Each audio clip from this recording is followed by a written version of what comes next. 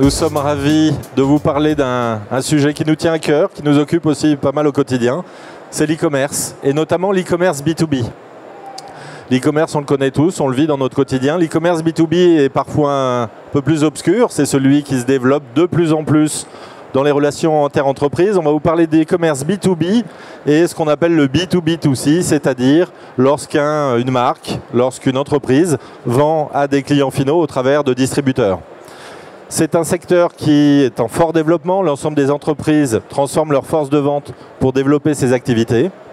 C'est une activité aussi qui se développe de plus en plus et qui a finalement évolué relativement lentement parce que les sites e-commerce B2B étaient relativement simples, assez basiques, mais faisaient le boulot. Aujourd'hui, les consommateurs et les entreprises qui utilisent ces sites sont en demande de beaucoup plus d'expérience, avoir des expériences plus fluides, plus rapides, un peu comme on le vit dans notre quotidien. Et c'est ce qui nous pose un certain nombre de questions. Comment transformer cette activité e-commerce B2B et notamment avec des solutions, la solution Salesforce. Et c'est pour ça que je suis ravi aujourd'hui d'être avec vous, Valentina Niculina. Vous êtes ingénieur solution chez Salesforce, notre partenaire adoré.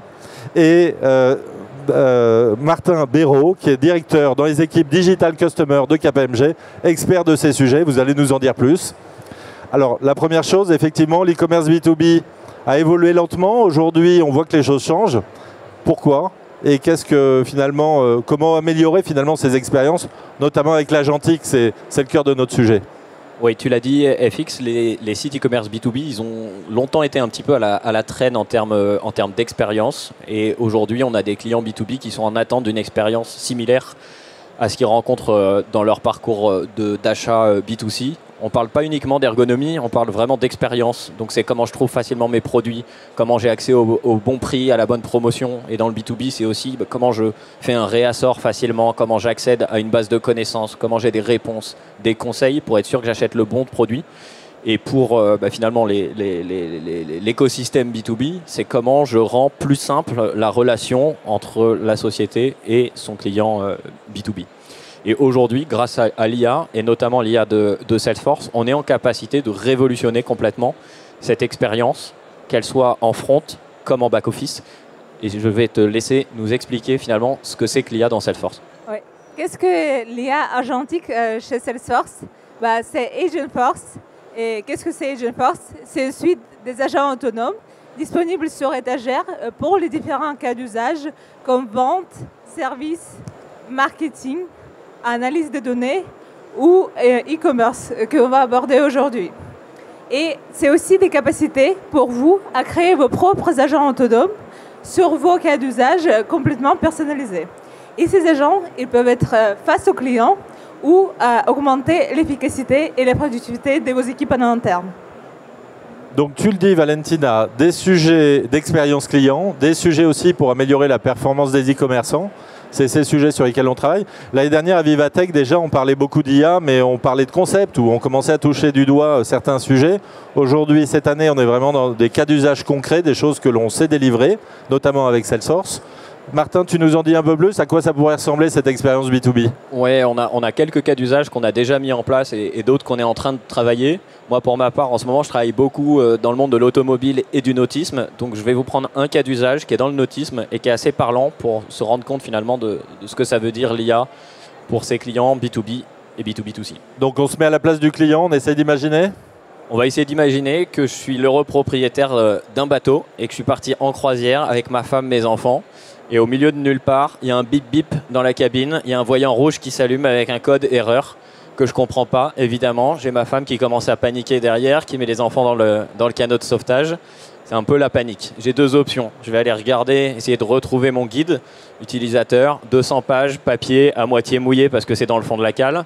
Ou alors j'ai mon téléphone avec un PDF, là aussi, de 200 pages, que je vais commencer à scroller. Ça, c'est l'expérience que j'ai aujourd'hui. Ce qu'on est en capacité de faire avec des agents, et l'intégration de ces agents dans des applications, c'est tout simplement d'ouvrir mon téléphone. Et là, je vais pouvoir échanger avec un agent virtuel qui va m'aider à trouver pourquoi j'ai ce bip bip et ce voyant rouge.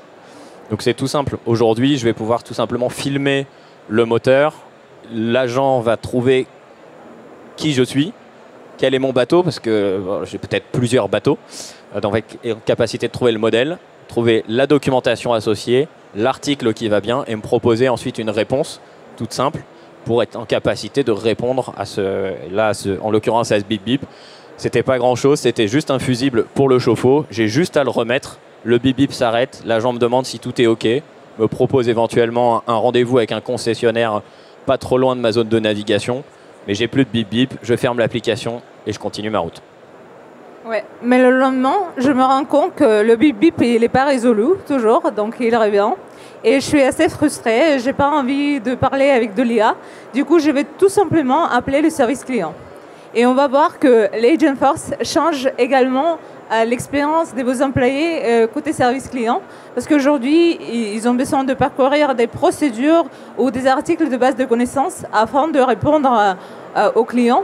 Mais demain, ils peuvent engager dans une conversation avec leur agent de l'IA à partir de leur flux de travail. Et cet agent va leur recommander la procédure à suivre et aussi comment guider le client. Ensuite, du coup, on va faire cette procédure pas à pas avec le client et on va se rendre compte finalement que le rendez-vous chez un concessionnaire est nécessaire. Mais comme je me trouve loin de chez moi, donc de chez ma ville, je ne connais pas forcément où je trouve des concessionnaires. Et l'agent d'Agent Force pourra assister dans ça. Il pourra me trouver les concessionnaires le plus près de moi. Et il pourra également m'assister dans la prise de rendez-vous avec ce concessionnaire pour mon client. Et une fois que c'est fait, je me rends chez le concessionnaire et je fixe le problème définitivement. Donc là, on n'est pas encore dans l'acte de vente. On y a du diagnostic. On oriente quelque part la demande vers le bon concessionnaire. La partie B2B. On y arrive, parce que là, c'est vrai que vous êtes venu pour voir du e-commerce B2B. On vous a parlé de B2C et de service client. Mais on y vient, justement, là, moi, client, je me rends chez le concessionnaire pour réparer ce qui n'est visiblement pas réparable par moi-même. Et le concessionnaire se rend compte qu'il faut changer la pièce. Et ça, c'est un vrai sweet spot pour le site e-commerce B2B. C'est la pièce de rechange.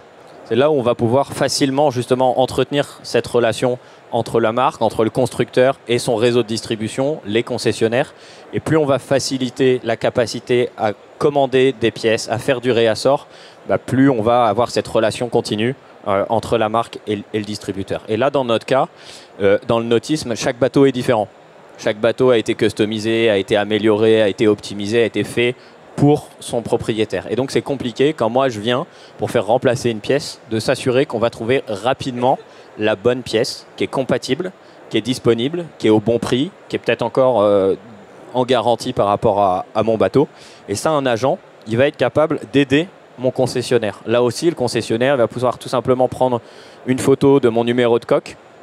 Il sait exactement quel modèle j'ai, quand est-ce qu'il a été produit, et toutes les pièces qui sont à l'intérieur. Dans un bateau, c'est des milliers de pièces avec une complexité derrière de compatibilité avec les différentes pièces de rechange et pièces détachées. Et notre agent, il va être capable de nous dire quelles sont les pièces qui aujourd'hui sont disponibles, à quel prix et comment on va pouvoir se les approvisionner. Et ce qui est particulier aussi avec les agents de Salesforce, c'est qu'ils ne vont pas être uniquement capables de nous apporter des réponses, ils vont être aussi capables de réaliser des actions. Et donc à partir du moment où sur notre site e-commerce B2B, mon concessionnaire il a identifié la pièce, il va pouvoir lancer avec l'agent tout le process à la fois de prise de commande et déclenchement du process SAV pour récupérer la pièce, lancer le process de garantie si nécessaire. Tout ça, c'est fait par l'agent et le concessionnaire, il peut parler à son client, il peut rassurer son client. Moi, ça m'amène deux questions pour vous. La première, c'est qu'il y a un petit côté magie derrière tout cela et j'aimerais comprendre comment finalement cette relation entre le front office, l'expérience que l'on vit, soit comme employé pour passer cette commande, soit comme client, et les back-office d'une entreprise s'organisent. Et puis la deuxième, comment on déploie ces agents. On y vient juste après si vous voulez bien. Martin, là sur effectivement, qu'est-ce qui se cache derrière? Tu peux nous en dire un peu plus sur la complexité front-to-back? En fait, ce qui fait la force de l'agent Salesforce, c'est qu'il est complètement intégré à la plateforme Salesforce et au process qu'on a déjà mis en place pour ces clients-là. Donc on va pouvoir réutiliser tous les processus, tous les automatismes, tous les flottons, tous les développements, et on vient simplement y rajouter une couche d'automatisme, une couche d'IA qui va être capable d'aller chercher les bons process, tout ce qui a été mis en place en amont. Et ça, on le fait en langage naturel. Il n'y a pas de développement, il n'y a pas de code, donc ça va assez rapidement à mettre en place. Alors, on parlait aussi de cet Agentforce. Tu disais, Valentina, il est disponible quasiment sur étagère. Il existe en tant que tel et on peut développer aussi dessus. Comment on met en place justement ces agents, à l'instar des 3 cas d'usage que vous avez évoqués? Ouais, la première chose, c'est d'identifier le cas d'usage. En fait, l'IA et les agents, ça peut paraître comme une montagne quand on est face à ça. On se demande par où commencer. Donc la première chose qu'on va faire, c'est cartographier complètement les process et ensuite identifier dans ces process à quel endroit l'IA peut apporter de la valeur. Donc on va faire cette cartographie des process, on va prioriser les process. Et à partir du moment où on a identifié les process et les cas d'usage à plus forte valeur ajoutée, c'est là où on va mettre en place les agents. Et là, nous, on a une méthodologie Jumpstart qui permet en quelques semaines de travailler sur la mise en place de cas d'usage en partant justement d'agents sur étagère et en venant s'aligner avec les process qui sont déjà en place ou l'amélioration de ces process qui sont en place dans Salesforce. Et une fois qu'on a défini ces cas d'usage, la moitié du travail est faite. Et on va pouvoir du coup définir le rôle de l'agent, parce que comme tous les agents secrets, il a une mission. Et cette mission se traduit à travers des sujets qu'il va pouvoir traiter. Par exemple, pour un agent de service client, ça va être gestion des commandes, plus des réponses aux FAQ. Et ensuite, on va pouvoir aussi lui donner des instructions, donc les choses qu'il doit faire pour chaque de ces sujets. Mais le clé pour que votre agent donne des réponses pertinentes, ça reste la donnée. Donc, il doit avoir accès à la donnée de votre entreprise afin de connaître le vrai contexte de votre métier. Mais la bonne nouvelle, c'est que dans Salesforce, vous avez déjà vos données CRM et toutes les données que vous avez ailleurs dans votre système d'information, que ce soit dans ERP ou dans un autre système, vous pouvez les intégrer grâce aux API ouverts et les unifier grâce à Data Cloud au sein de Salesforce sans copier cette donnée d'autres systèmes. Et ça peut être de la donnée structurée, comme mes données des contacts par exemple, ou les données transactionnelles, ou ça peut être des données non structurées, comme mes manuels produits, et PDF, etc. Et une fois qu'on a toutes les données en place, on va pouvoir donner aux agents la capacité d'action. Donc, en fait, l'agent va pouvoir agir à votre place face à vos clients ou face à vos équipes. Et c'est vous qui définissez les actions qu'il va pouvoir faire. Donc, comme disait Martin tout à l'heure, vous pouvez réutiliser les processus existants, les flux d'automatisation, etc. Vous pouvez construire des prompts ou même écrire du code custom si besoin. Et ensuite, comment est-ce qu'on sécurise ces actions pour que notre agent ne fasse pas n'importe quoi face à nos clients? C'est grâce aux garde-fous. Donc les garde-fous sont intégrés dans les agents d'Agentforce. Et qu'est-ce que c'est les garde-fous? C'est tout simplement les instructions de l'agent de qu'est-ce qu'il a le droit de faire ou de ne pas faire. Par exemple, on peut lui donner le pouvoir de rembourser nos clients, mais mettre une limite sur une somme dédiée, par exemple de 10 €. Donc si c'est plus de 10 €, il va escalader ça vers des agents humains pour que ça soit traité avec eux. Et la dernière partie de cette configuration, ce sont les canaux. Donc les agents sont disponibles sur le chat, sur votre site, sur WhatsApp, sur l'email et sur le téléphone, donc pas par la voix. Et voilà, quand vous avez tous ces 5 éléments, votre agent est prêt à être utilisé.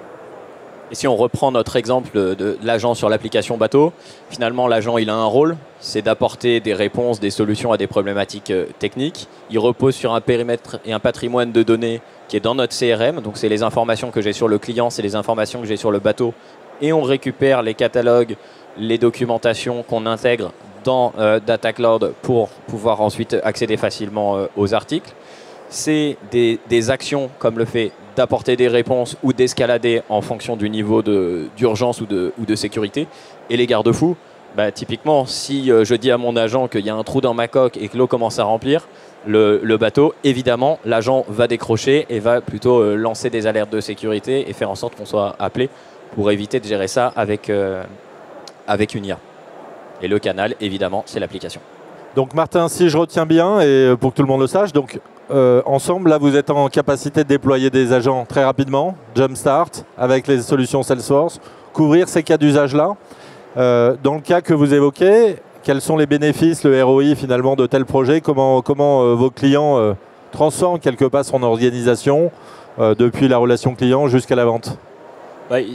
Tout dépend du cas d'usage. Le premier sur l'application, c'est vraiment sur l'image de marque. C'est comment, pour un bateau premium, j'offre à mon client, en plus du bateau, des services boostés à l'IA disponibles dans une application. Ce qui va être différent d'un agent qu'on va mettre en back d'un site e-commerce pour aider justement au process SAV, où là on va plutôt être sur de la productivité, sur de la fidélisation des clients par la facilité à travailler entre le constructeur et le distributeur. Merci. On arrive au bout de cette keynote et on va prendre vos questions si vous en avez. N'hésitez pas pour Valentina et pour Martin. Juste peut-être en synthèse de tout cela, l'agentique, et notamment avec l'agentique Salesforce, est aujourd'hui plus qu'opérationnel. On le déploie au quotidien dans les projets chez nos clients, dans les activités de service client comme dans les actes de vente. Je tiens aussi à vous dire qu'on a publié une belle étude avec la Fédération de l'e-commerce, la FEVAD, autour de l'e-commerce et de l'IA, et notamment autour des sujets d'agentique qui viennent à la fois transformer les expériences clients depuis les phases finalement de conquête de clients, mais jusqu'à la transformation et le care, l'after sales, mais aussi l'ensemble des fonctions internes des e-commerçants qui sont amenés à se transformer pleinement. Donc on est sur des sujets de transformation majeurs, que l'on accompagne aussi sur des dimensions un peu plus humaines ou plus éthiques ou plus cyber. Donc des thèmes qui, à mon avis, méritent d'être pris en considération. On vous remercie et n'hésitez pas si vous avez des questions. Je vous passe le micro pour Martin et Valentina.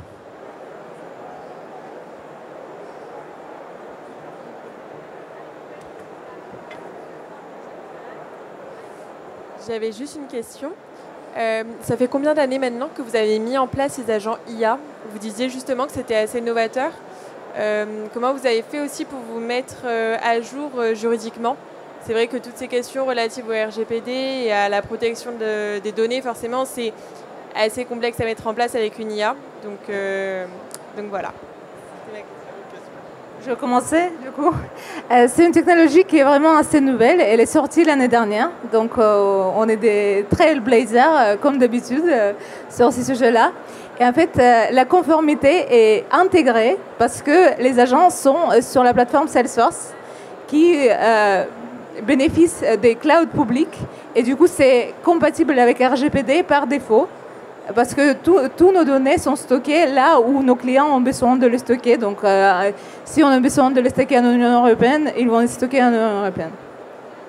Je ne sais pas si tu as des choses à rajouter, Martin. Oui, et sur ces sujets-là, en fait, la plateforme en soi, elle est certifiée. Après, c'est l'usage que vous allez en faire qui fait qu'il faut vous rester aussi aligné avec le RGPD. Et pour répondre aussi à votre question sur depuis combien de temps on le fait, donc les agents, ils ont été lancés en septembre dernier à l'occasion de Dreamforce à San Francisco. Et nous, on a délivré nos premiers agents au mois de janvier. Donc preuve aussi que ça va vite. La priorité, ça a été d'identifier les cas d'usage prioritaires, comme je le disais tout à l'heure. Et puis ensuite, de définir exactement ce qu'on voulait faire. Comment on allait former aussi les équipes, parce qu'il y a une vraie notion de change qui est importante. L'IA, c'est comme faire venir une nouvelle ressource dans votre équipe. Ça se prépare. Peut-être qu'il faut adapter les process. Peut-être qu'il faut former les gens à travailler avec. Ça, c'est important. Et puis définir aussi des indicateurs. Comme l'a dit FX tout à l'heure, l'IA pour l'IA, pourquoi? Donc à chaque agent, on définit des indicateurs qu'on va suivre au début du projet, pendant le projet et après. Parce qu'on a une vraie logique ensuite d'amélioration continue de cet agent, d'itération, pour soit améliorer l'agent, soit déployer d'autres agents à d'autres endroits du process. Martin, tu as parlé de Jumpstart tout à l'heure. Combien de temps pour lancer un projet un Jumpstart aujourd'hui, c'est quelques semaines. On a fait des agents en 3-4 semaines et on fait des POC sur une semaine. Voilà, ça peut aller très vite à partir du moment où on arrive à définir un périmètre qui est raisonnable, qu'on a une data qui est accessible et des process qui sont plutôt clairs. Donc voilà, c'est récent, mais du coup, c'est pour ça qu'on commence à engranger pas mal d'expérience. D'autres questions? J'avais une question à vous poser, c'était plus lié à l'e-commerce en tant que tel. On va supposer que j'ai envie d'ouvrir une boutique e-commerce. Est-ce que je peux à 100% l'automatiser avec des agents IA par exemple? Ou est-ce que la technologie n'est pas encore assez aboutie pour que moi, par exemple, en tant que commerçant, je puisse me reposer entre guillemets sur mes lauriers tout en sachant que ma boutique fonctionne en parallèle? En soi, le e-commerce, il y a déjà toute une notion de vente qui se fait en automatique. Derrière, ça va être les contrôles que vous allez vouloir faire, notamment liés aux moyens de paiement, à la facturation. Mais on peut très bien imaginer que le site il vive après en autonomie totale, tant que derrière vous êtes en capacité d'approvisionner et de gérer les stocks. Une autre question? On est bon? Bah écoutez, un grand merci. J'ai une question pour Martin, si je peux me permettre. Est-ce que vous avez du coup déjà des agents live chez vos clients que notre audience pourra les tester sur leur site web? On a des agents qui sont live, on en a un qui est public, donc n'hésitez pas à venir me voir après, je vous donnerai les accès pour aller le tester. Voilà. Et bientôt une présentation aussi de les dessous de l'agentique sur Salesforce avec l'équipe dans le milieu de l'après-midi. Oui, n'hésitez pas, 15h50 sur le corner métier derrière, vous aurez une démonstration, vous verrez finalement comment ça fonctionne et vous pourrez poser des questions à nos experts techniques sur la solution. Merci beaucoup, excellente journée. Merci.